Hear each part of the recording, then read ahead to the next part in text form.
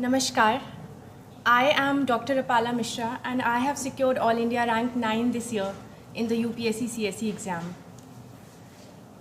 But today I stand before you all not as someone who secured All India rank 9, but as someone who just 2 years down the memory lane was standing here in the streets of Old Rajendra Nagar, neck deep in underconfidence and self-doubt. I had such a huge amount of self-doubt that I wouldn't be able to look at people in the eyes while speaking. Because I, as Sadaf had mentioned, I came from a very good academic background and then suddenly two prelims failed and I thought I was just not capable enough for this exam. But as we say, the beauty of UPSC exam lies in the fact that it gives us so many opportunities and so many time frames to improve ourselves, to introspect within ourselves and come to conclusions about how we can go ahead in this journey. And I think what is very important in this journey is that if you learn to respect yourself the same amount as you respect this exam, then I think your destination will not be far. And talking about destination, there's just one little thing that I want to say before I move on to the preparation phase, is that throughout this exam preparation phase, we feel that this is our destination, to be standing here, giving a talk, that is my destination. But the truth is that our destination does not end here. This is the beginning, this is not the end. And for that, I'll just say one line for my fellow officers and co-speakers, that ज़िंदगी एक मुसलसल सफ़र है यारों, ज़िंदगी एक मुसलसल सफ़र है यारों, मंजिल पे पहुँचे तो मंजिल बढ़ गई. So I hope we continue this spirit of self-growth and self-improvement and become capable officers of great caliber serving the nation. So now I move on to the part of the preparation that fetched me good marks. I think that is the interview preparation. And for that I'd like to thank Khan sir specifically, because when I came to him and when I was returning, he told me that you'll get above 200 marks. And I think his prophecy came true. So definitely that was a confidence booster for me. So I'll just jump straight to the Kaam Ki Baat part, and that is how to prepare for your interview. So firstly here I'd like to say that interview preparation is like any other phase of this exam. This cannot be taken lightly or ignored or taken with arrogance that you've already cleared mains. This has to be taken with the same amount of consistency that you've put in your mains and prelims preparation and the same amount of knowledge related hard work. There is an ongoing myth in the market that personality test is just a test of your personality and you don't need to study anything for that. And when I started my preparation, I was fed this by a lot of people. But trust me, this is far from true, because your knowledge forms your personality. Your knowledge base would reflect who you are as a person. And if you don't know about yourself, then your personality will not shine. I think that is very important. So how to know yourself? I think that for that you fill a detailed application form, and straight away from the first word of the detailed application form is what you start thoroughly preparing. I prepared notes for each and every word of my DAF, and the first word is of course your name.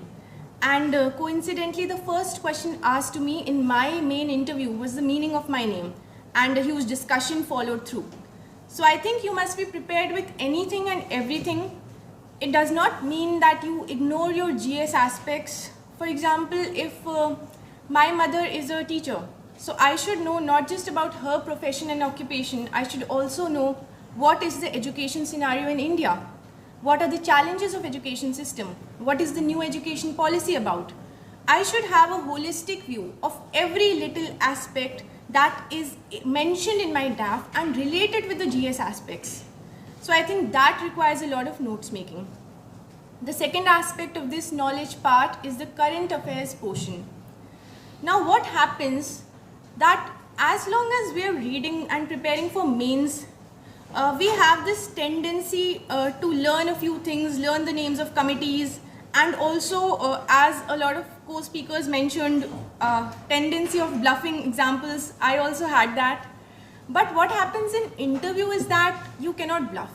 You have to have substance for everything. If you're taking a name of a committee, you should know who that person is.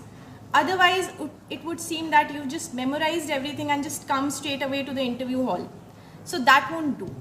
And the second thing is that up until this time, we have been reading news for the sake of having information, but not for the sake of making opinions and forming substantial opinions. It is completely all right if you have opinions, that is okay. If you have extreme opinions, that is also all right. What they are testing is that are you capable enough to support your opinions, to stand by what you say? Or are you someone who does not know, or are you someone who just knows how to crib and complain and does not have any solutions for that?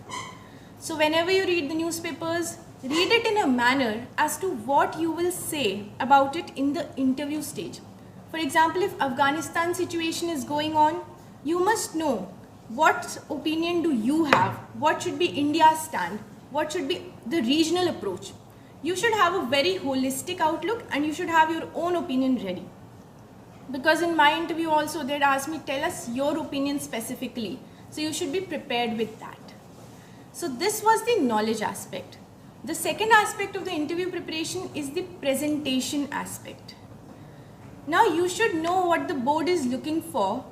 You should not look like a box of knowledge and a box of information. You should look like someone who has thought about things.